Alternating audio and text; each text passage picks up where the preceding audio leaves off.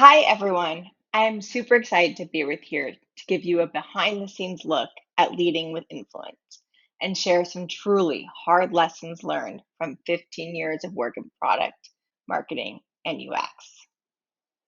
A bit about me. I love stories, and I also love getting into and figuring out how products actually work, which is how I decided to work in PMM. I love to combine storytelling with products.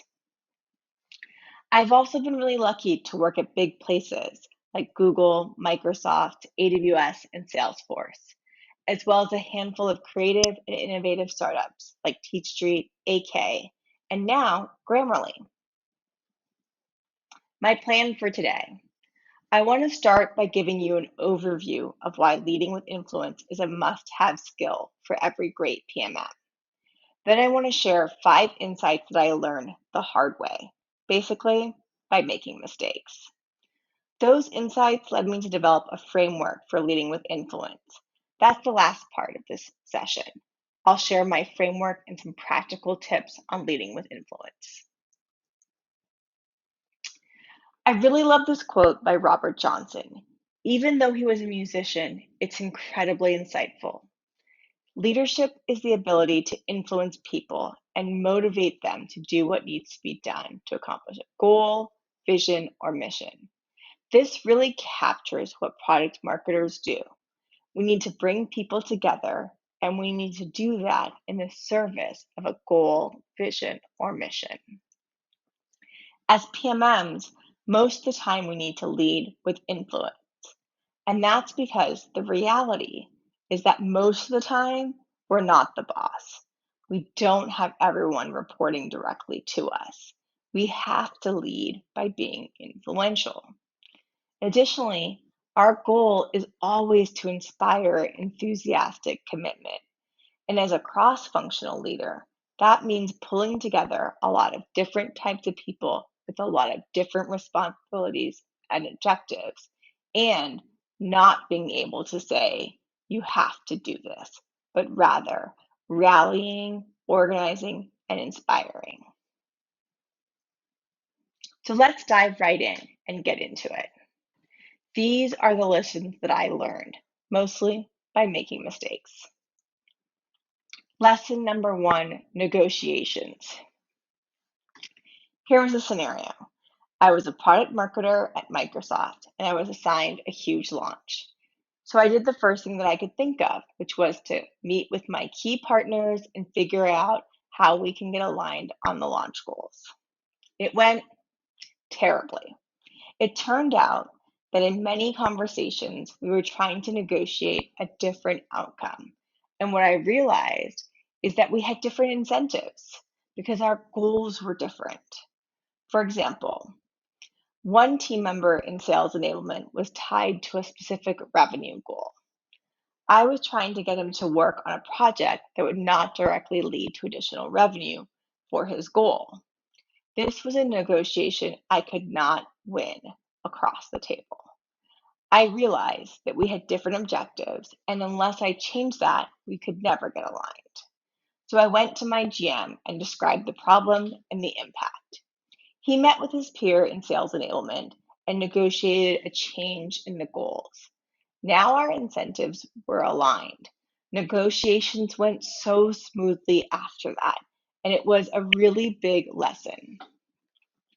And it's something that I often refer to as figuring out when you can negotiate across the table versus when you need to negotiate up and over the table to get alignment and to change incentives. Lesson number 2, being part of the team. Once again, I was working on a large product launch and we had a huge team working on it. As the leader, I focused on making sure that people knew their role, deliverables, and timing. I spent a lot of time getting the systems in place. The team was really gelling and working very closely together and very collaboratively. It was awesome to observe, but I was an observer, not a participant. I often worked in a silo, writing up reports, keeping management informed, and keeping the team on track. What I realized was that I was isolating from the team and I wasn't being a leader. They were working together, maybe within their own groups, engineers and marketers, and I wasn't being the gel to bring everyone together. And I wasn't part of any of it. I decided to make a significant shift. I would actually make sure that when our engineering team was having a bug bash or the marketing team was working on copy, that I would show up and be part of that process. Now, I don't code, so I wasn't resolving bugs, but I was writing my updates alongside the engineers and showing up and being part of the team.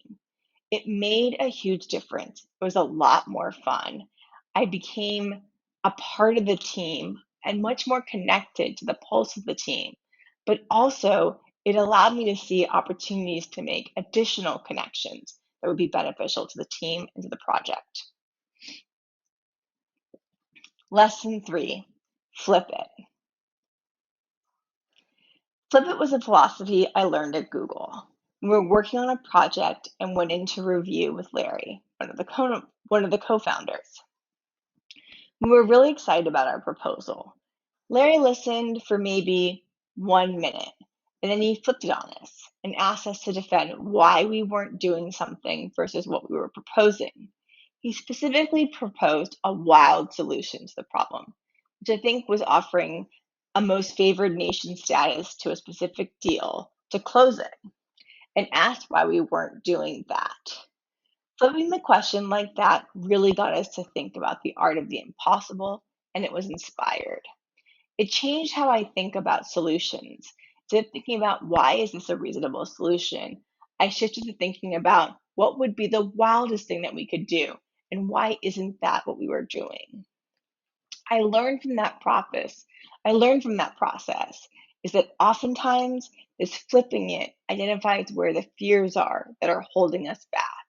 And it also helps identify the why of what we're doing. Identifying things like this allowed us to push forward in figure out inspiring ways to execute our work and to really deliver a clear why. Lesson number 4, hashtag no surprises. One of the hardest lessons I learned was that executives are often just like us. They like to be in the loop, they like to know, but mostly they just don't like surprises. Surprises, big or small, can be destabilizing. For example, I was working on a project where we were hiring a celebrity to be a musical guest. Through the process, the celebrity that we'd initially looked at was not available, so we selected a different celebrity. It was a minor change, but we didn't brief the executive on the process, and so they were surprised, which led to more questions that could have easily been avoided by just giving a heads up that the initial guest had declined and we were looking at alternatives. Lessons like this come with a sting, but they teach you to always give that small nod or heads up and make sure that you're managing up to your executives. Lesson 5 has been the most valuable for leading with influence. Simply put, it is about doing more than chit chat at the water cooler. Chit chat is surface. In reality, to lead with influence, you have to build deep, meaningful relationships with people. And when you do that right, it turns coworkers into friends. It is one part know your allies, understand the organization, and invest in people, not project. But it's also just about being deeply connected, and it's so much more fun. These mistakes led to these 5 insights: negotiation across the table or up and over, being part of the team by showing up, flip it to figure out the inspiration and your why. Hashtag no surprises. Don't spook your executives. And lastly, friends, not just coworkers. These insights led me to shift how I approach leadership through influence and led me to a core framework that I use today. So, how do you actually lead with influence? It's a simple 5-step plan. It's simple, but it's also really hard. The elements: build trust, embrace diverse thinking, know the org, get people excited, and manage up. It seems so straightforward, but there's complexity in every step. So let's dig in. Building trust is by far the most important element, and it's hard. It takes intention, reliability, and consistency. Investing in people, getting to know them as people is essential. But there are, luckily, some key behaviors that you can exhibit to build trust, such as resolving conflicts quickly, engaging others, oftentimes by building a connection that involves being vulnerable. And big picture, you just have to empower team members to self-solve. I think the best way to think about this is that trust is a currency, and the value of that currency reflects your social capital. And to grow your social capital, you have to invest in it. Second, it is key to embrace diverse thinking. We operate in a modern workforce, and we need to bring modern leadership principles that embrace diversity in all forms to the front. The reality is, people have different perceptions. Just like this diagram, someone sees the number 8, someone sees the word 8, someone sees it on its side as infinity. Some see it as a pretzel, some see it as DNA, and someone sees it as a wave. All of them are right. It's just a different perspective. And that's just the reality. People have different perceptions and best practices for how to get things done. Being able to support different approaches and being open to influence actually grows your influence. Practically, it's about championing people, often by learning their goals in a one-to-one, and listening to new ideas and methods and reinforcing them with credit within the organization.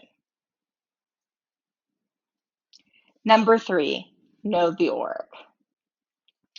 It's really important to understand the context that your coworkers bring with them. In any organization, there are both formal and informal structures that guide how work gets done. I like to begin by simply mapping out who's who and learning as much as possible.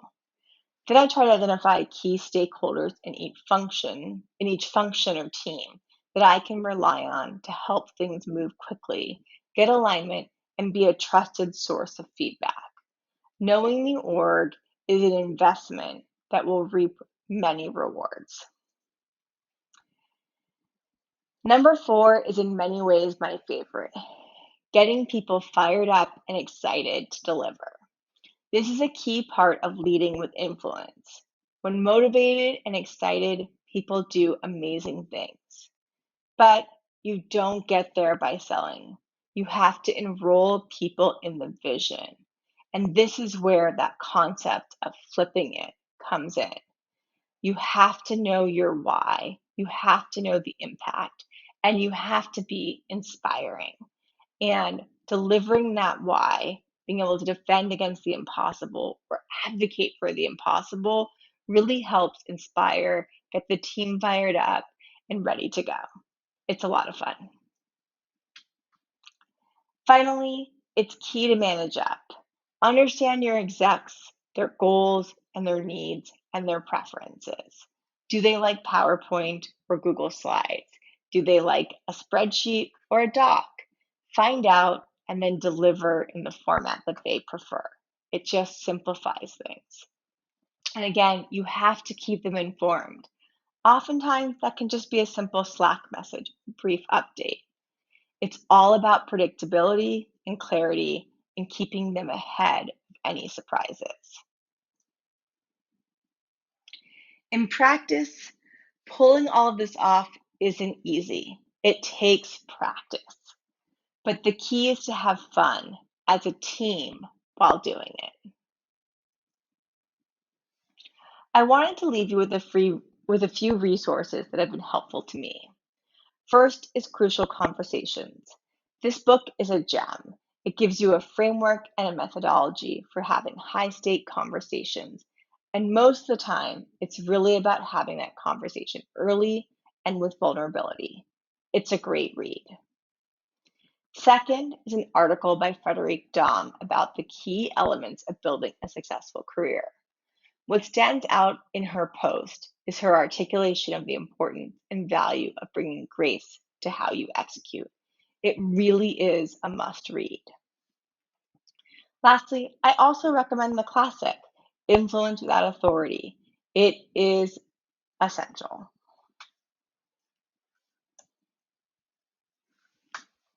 Finally, we're hiring on the PMM team and across all functions at Grammarly. If you're interested in changing how we communicate with each other, this is honestly the best place to work. Feel free to reach out to me at my email. Thank you so much for your time, and I hope this was useful.